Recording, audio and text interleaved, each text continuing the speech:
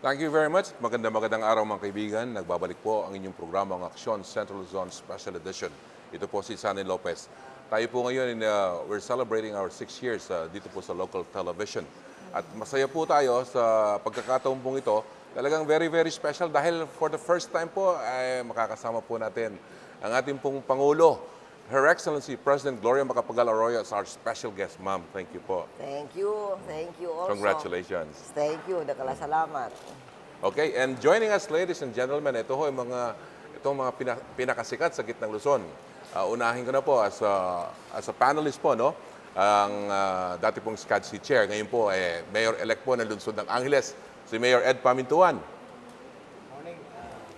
Morning, Ma'am Shani. At ang bagong head po ng SCAD, ang ating pong kaibigan din, no? At head din po ng chairman of the board po ng SIAC, si Architect Nestor Mangyo. Sir. Maraming salamat, Sunny. Good morning, ma'am. Good morning, Mayor. At ang masipag na Pangulo po ng Clark International Airport, si Mr. Chichos Luciano. Maya Pabak, Sunny po. Good morning po, ma'am. Morning, Chichos. At ang number one spokesperson at saka salesman po ng Subic, si Mr. Armand Deresa, Administrator. Good morning, Sunny. Good morning, ma'am. Morning.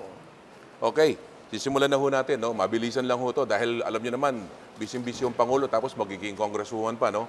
Ma'am, ngayon pong ang dami niyong programang nasimulan for Clark and Subic, for the whole country. Without you at the helm, how do you see things happening in the country? Well, I think we've been able to put very strong foundations. Kalupa ding 37 uninterrupted quarters of economic growth, unprecedented ya. Ala pang aliwang administrasyon, kikitang istorya, ating mas masanting macroeconomic performance kesa kikatamo. For instance, we created 9 million jobs and 85% ding memalin at maka-enroll king PhilHealth. Yes, ma'am. At atin tagdilalakad 100,000 classrooms, and computers and internet connection have already become part of many high schools. So this foundation is something that siguro naman in tuting administrasyon baliwala ita. At nung isundo na namo in by administration at build up on these achievements, ito nga piningmalyari. Ma'am, we're more than worried dito sa Clark and Subic. Kasi kayo lamang ang Pangulo nagbigay talaga ng importansya dito po sa Clark and Subic. Sabi nga nila, siguro itong isa sa pinakamagandang contribution nyo sa bansa ho natin. Nung nagsimula ho kayo, 22,000 lamang nagtatrabaho. Ngayon ay 60,000 na. Sabi nila in the next 5 years, magiging, baka doble yan, magiging 120,000. Paano ho kung, kagaya na unang natanong ko, how will we look at this? Well, importante, mayari ing maragul a jump start.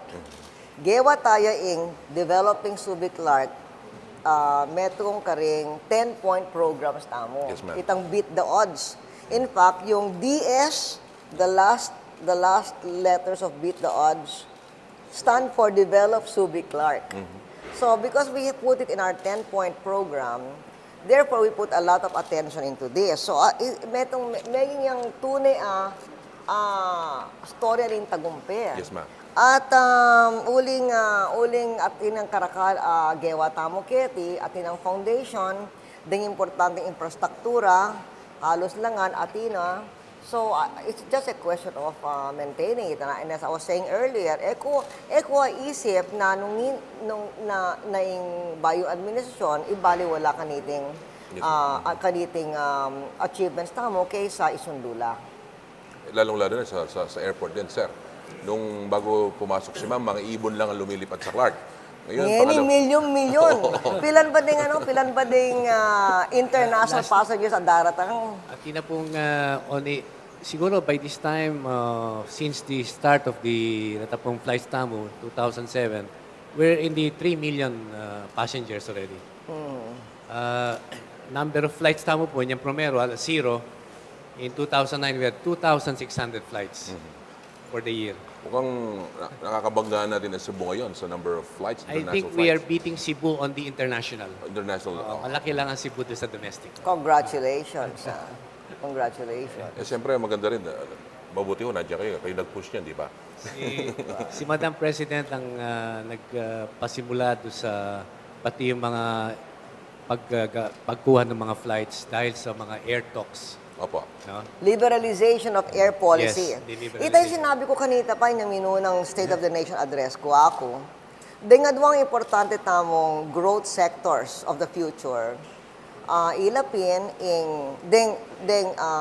skills intensive, labor intensive service sectors kalupan ning tourism ampuning ICT.